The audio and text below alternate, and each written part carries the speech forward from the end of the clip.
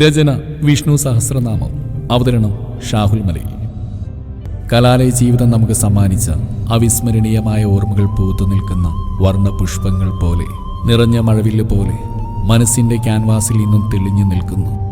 എത്രയോ മുഖങ്ങൾ, അനുഭവങ്ങൾ, യാത്ര പോലും പറയാത്ത വേർപാടുകൾ, അങ്ങനെ നിരവധി ഓർമ്മകൾ മനസ്സിലൂടെ കടന്നു പോകുന്നു.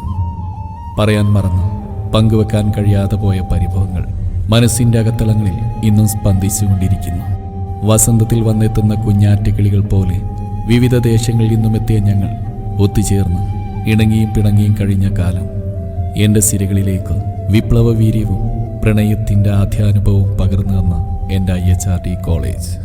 IHRD കോളേജ് ഇടനാഴികളിൽ ഇന്നും കാണാം ആ പ്രണയത്തിൻ്റെ ഇണക്കങ്ങളും പിണക്കങ്ങളും.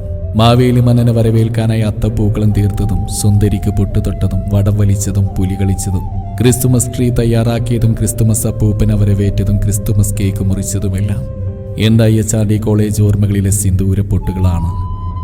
IHRD കോളേജിലെ ലൈബ്രറി വെറും വായനാമുറി മാത്രമായിരുന്നു. അല്ല, പ്രണയ ജോഡികൾക്ക് തങ്ങളുടെ ചിന്തകളും സങ്കല്പങ്ങളും സ്വപ്നങ്ങളും കൈമാറാനുള്ള ഒരു കേന്ദ്രം കൂടിയായിരുന്നു.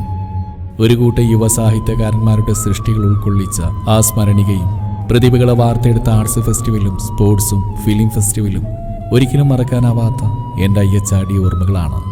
എന്നാൽ എല്ലാ സന്തോഷങ്ങളെയും തകിടമറിച്ചുകൊണ്ട് ആ മാർച്ച് മാസം കടന്നു വന്നു.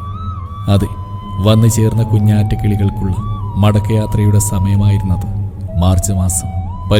പരീക്ഷണങ്ങളുടെ മാസം. പിരിയുവാൻ സമയമായി എന്ന ബോധം ഏവർക്കും വളരെ വേദന തോന്നി.